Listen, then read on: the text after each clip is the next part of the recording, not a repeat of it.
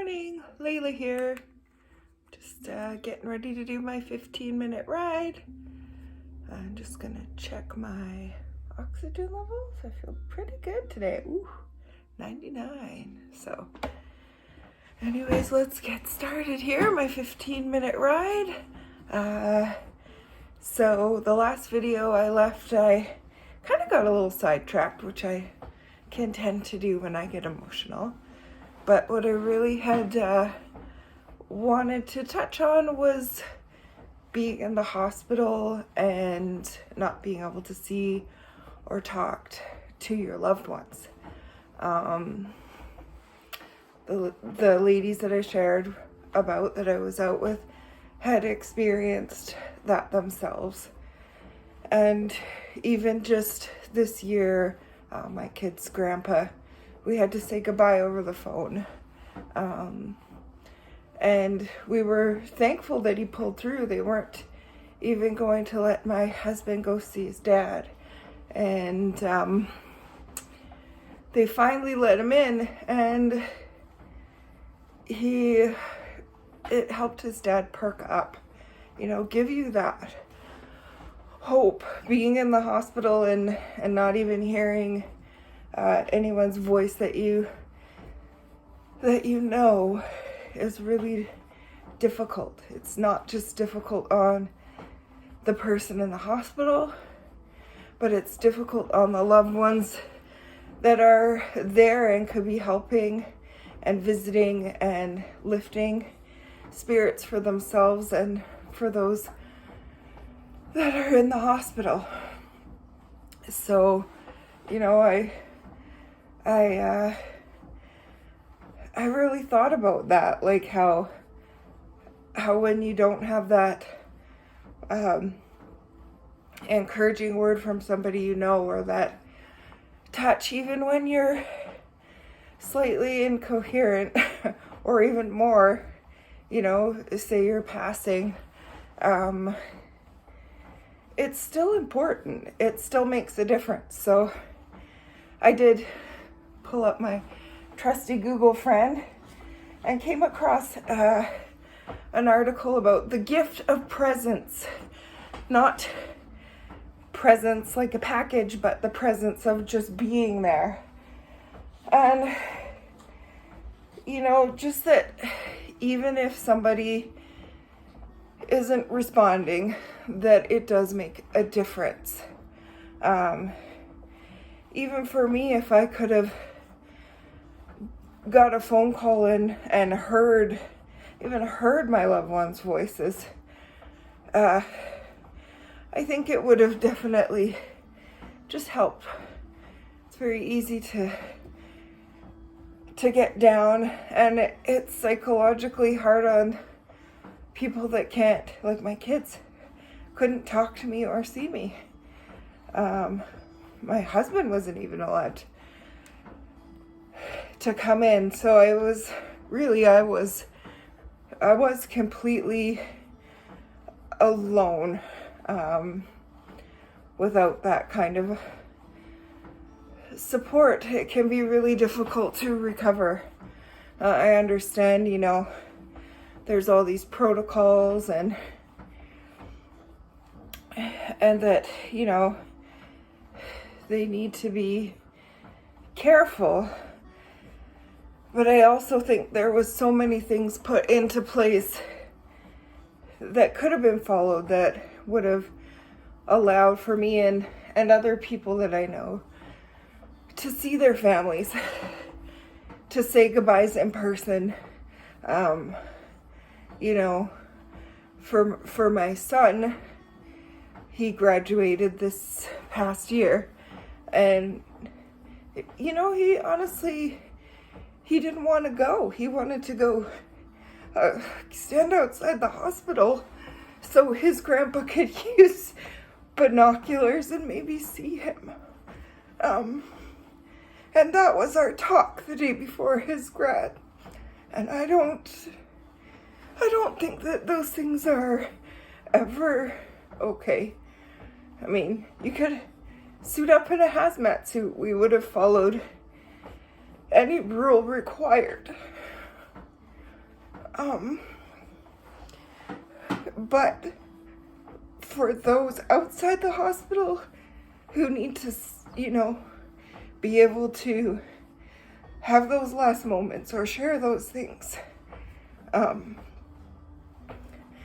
definitely think that it should be allowed, and I wonder how many people didn't make it and got down due to just not being able to have that connection with their loved ones. I know I mentioned earlier on one of my videos that I was actually should have stayed another month or so in the hospital on a different unit.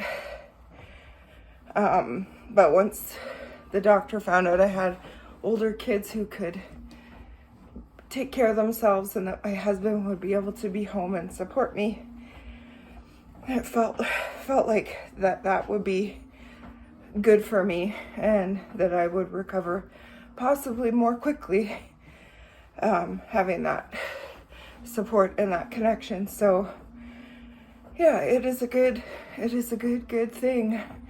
And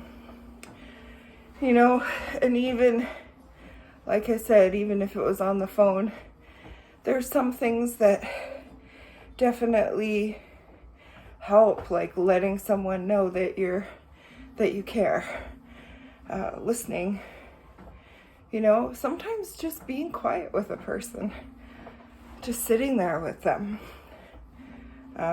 All those things,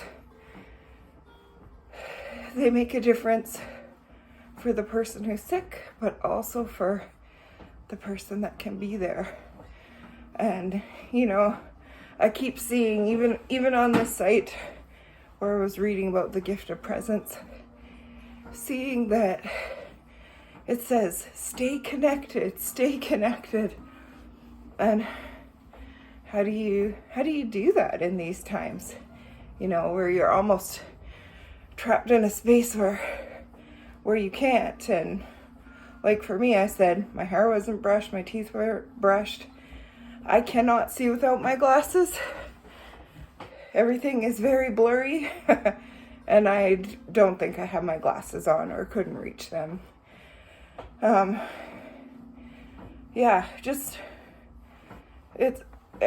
It's not a blame thing, but it's definitely something that I'm sure has been difficult for many. So, I just encourage you, even if you can't be in the hospital,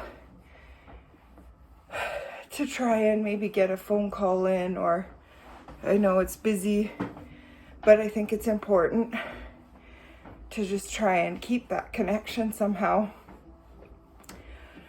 It just it helps everyone keep going.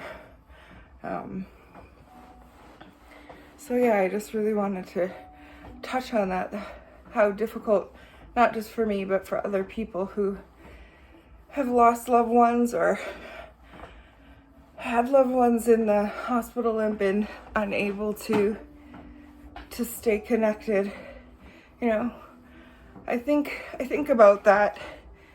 I thought about it before I went in the hospital, but it definitely resonates deeper with me now.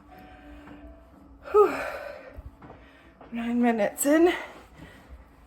Oh, my heart rate is at 122. And my oxygen's at 98, so I'm actually doing really good. It is the weekend here.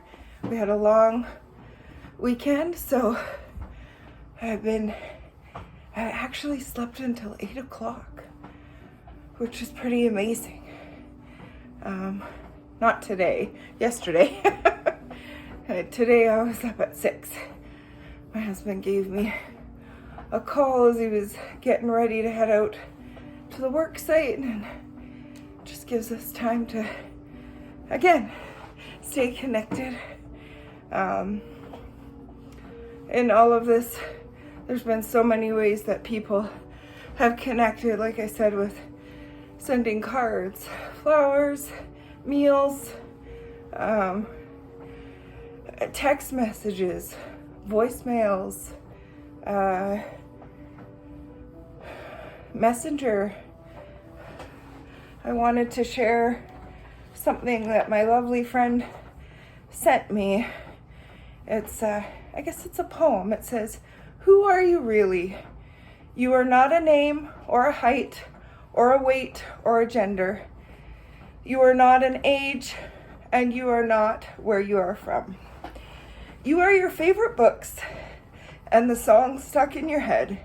You are the thoughts and what you eat for breakfast on Saturday mornings. You are 1,000 things, but everyone chooses to see the million things you are not. You are not where you are from. You're where you're going, and I'd like to go there too." And then she wrote me a little note. It said, "It made me think of you. You are your experience, wisdom, and lessons learned, ultimately to be shared. You are grace, compassion, empathy, and peace." Honestly, that was such a blessing this morning. I was feeling pretty down. Just, again, about my appearance and the toll that that this sickness has taken on my body physically. So, not that it's bad, but I got up and I thought, I need to feel a little bit better. And I put some makeup on and I did my hair, which, when I read that, I realize that's, that's not who I am. And so, just such a blessing to have, again, those people in your life that don't keep those things to themselves. They share them with you. So, thank you. I know for me, sometimes when I'm feeling a little down, just putting a little extra effort into how I look just makes me feel better. But just knowing that even going through this experience, even though I may have damaged my skin and my hair and all sorts of other parts of me, it's also continued to help me be empathetic and be those things. There's so much more to a person. The old saying, don't judge a book by its cover. Or, about don't say anything till you've walked in someone else's shoes a mile kind of thing. It's true. You never know what somebody is going through. I don't know. I know even for me, if you look good and you can chat and seem happy, quite often it gets missed, the things that you're going through. It's not seen. Just because someone is polite and friendly doesn't mean that they don't have their own difficulties going on. It just means that they want to be kind to other people and hope to make their day better. Maybe because, they know it's not always easy behind closed doors, and that everyone struggles with their own things. So I just encourage you to be kind, even if you think you know what somebody is like. You really don't know what's going on. And to try not to let people's opinions of you, thoughts about you, change who you are.